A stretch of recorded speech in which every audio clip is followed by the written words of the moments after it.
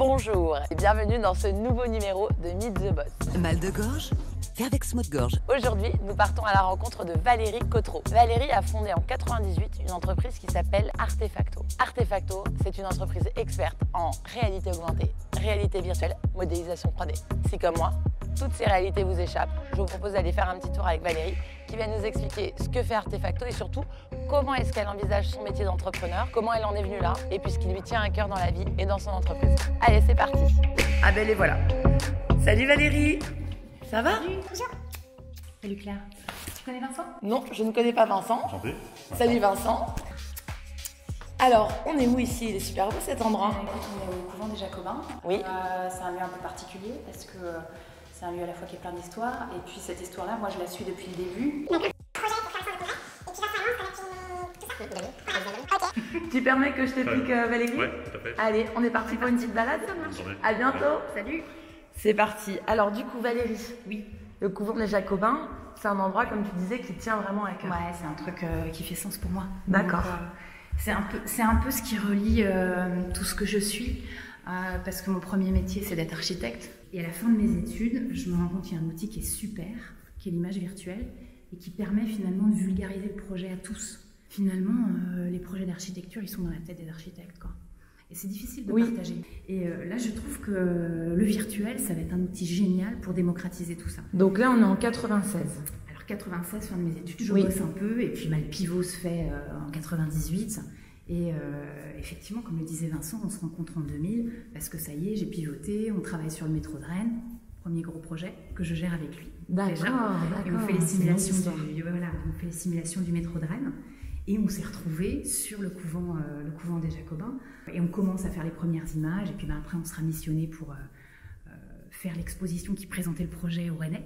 Et puis après, on a fait un outil de commercialisation pour Destination Rennes, parce que toute la difficulté a été, pour le centre de congrès, de commencer à commercialiser ces espaces avant que ça ouvre. Est-ce que le couvent des Jacobins, du coup, si on peut expliquer un petit peu la vocation du lieu, un centre de congrès en plein centre de Rennes? Exactement. Donc gros enjeu pour vendre, donc du coup pour montrer le produit. Tout à fait. Ok. Et là, en fait, on a créé une application pour commercialiser les espaces, parce que le lieu est difficile à comprendre, en fait. Oui. Je ne sais pas si tu te souviens de cette image un peu particulière où on voyait le couvent en lévitation sur des pilotis. C'était un peu dingue, et en fait, là, on commence à comprendre qu'il y a toute une partie qui se passe en sous-sol. Donc voilà, cet outil-là a vraiment permis de commencer à commercialiser les espaces et aussi de faire comprendre aux Rennais comment c'était architecturé à l'intérieur. C'est toi qui as monté cette boîte-là? Ben oui. Voilà, en 98. Exactement, en indépendant d'abord et puis après on a basculé en société. Et tu vois, c'est la petite bascule que j'ai du mal à comprendre, c'est qu'en fait toi tu as fait des études d'archi et comment tu t'es retrouvée finalement à monter une boîte sur les images de synthèse? T'as fait un truc entre les deux, une formation ou... Tu sais, à ce moment-là, les formations n'existent pas. Hein. D'accord. Donc ça s'appelle les mains dans le cambouis. Oui. La première fois que Thierry Courreau consulte et demande si on est en capacité de faire des images virtuelles, il ne m'en voudra pas, mais je dis oui, et je me mets au taf, quoi. Oui. Donc c'est comme ça souvent que ça démarre. Et voilà, et puis on se forme sur le tas, et finalement, les autodidactes en images de synthèse, moi les premiers étaient tous autodidactes avec moi. Et ce sont des gens qui étaient exceptionnels sur le plan de la qualité graphique, parce que c'était vraiment des gens... il fallait être investi à 400% parce qu'on apprenait tout sur le tas, quoi. Si tu veux, ce qui m'a poussée toujours, c'est... tu fais un projet, et c'est comme l'architecture, et tu penses au projet d'après, et tu penses encore au projet d'après.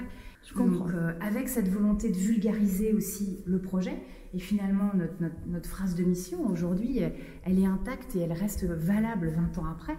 C'est aider chacun à visualiser et à partager la réalité de ses projets. Oui, c'est ça. Et il y a 20 ans, c'était avec de l'image fixe, et aujourd'hui, on le fait avec de la réalité augmentée et du logiciel. D'accord. Et du coup, toi, dans cette organisation, quel est ton rôle? Moi, je suis la femme à tout faire. Oui. L'employé polyvalent. Ah, voilà, c'est ça. Non, mais moi, je dirige la boîte, mais...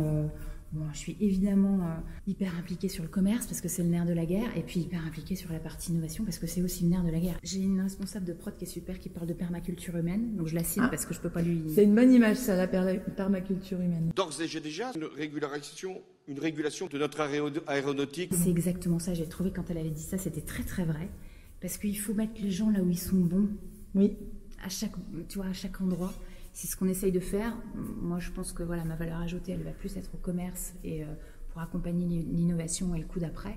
Écoute, je te propose de faire une petite pause. Allez. On ne dira pas qu'on était pieds nus. D'accord. Aujourd'hui, tu vois, tout le monde parle de marque employeur. Ouais. Tout le monde essaie de mettre en place des stratégies pour soit retenir un talent pour éviter qu'il s'en aille, et puis aussi attirer de nouveaux candidats. Ouais. Toi, c'est quoi ton ressenti par rapport à ça? Moi, je pense que ce qui motive les gens d'abord, c'est le sens. Donc c'est pourquoi on le fait et vers quoi on va. Deuxième truc, c'est quand même comment tu t'entends avec ton N+1. Oui. Si tu penses que c'est un con, c'est compliqué. Oui. Donc, oui, on dit qu'on quitte jamais une boîte, on quitte son manager. Donc deuxième truc, donc si tu as un irritant là-dessus, c'est très compliqué, très compliqué. Et puis après, au-delà de ta REM, le variable, c'est important aussi. D'accord. Donc si tu peux incentiver d'une façon ou d'une autre les équipes, eh ben c'est un point positif.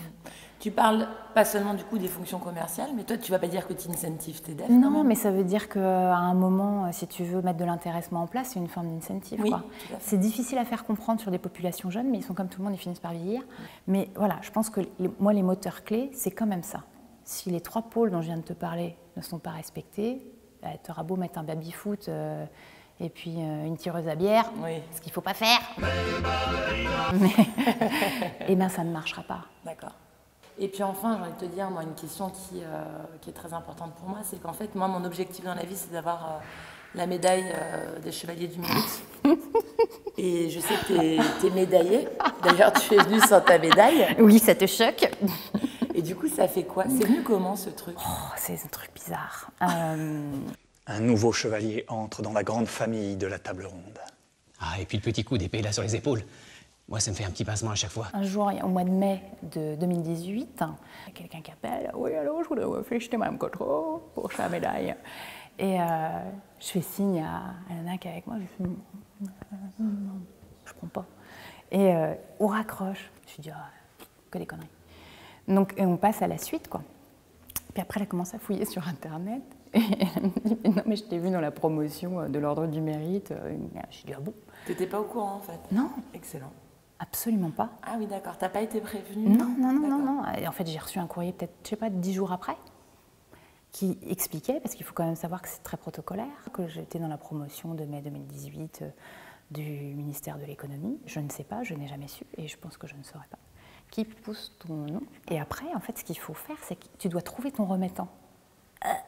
Et tu dois organiser ton truc, quoi. Normalement, tu as 1 an pour faire ta remise, quoi.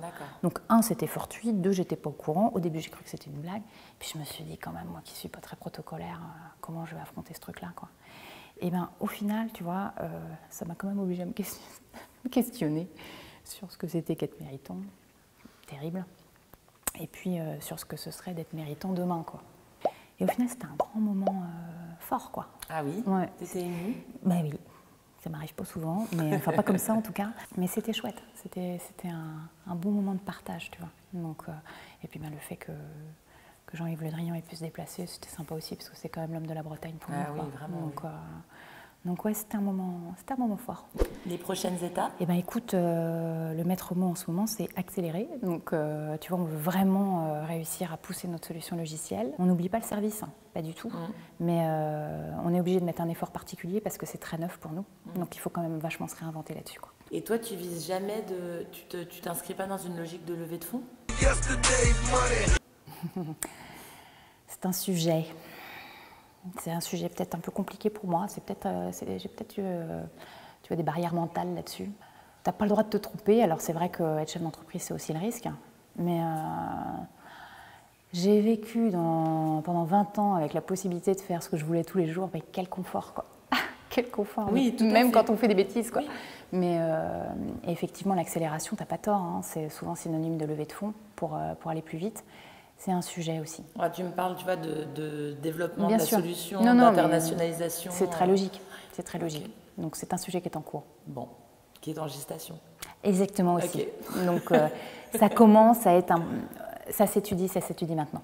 Je te remercie beaucoup. Merci à toi. C'était un bon moment que j'ai passé en ta compagnie. Super, pour moi aussi. Donc je te souhaite plein de bonnes choses. Merci. Tiens-nous au courant de tes projets. Oui, je te raconterai tout. Voilà. Y a pas de souci. Et puis à bientôt. Ça marche.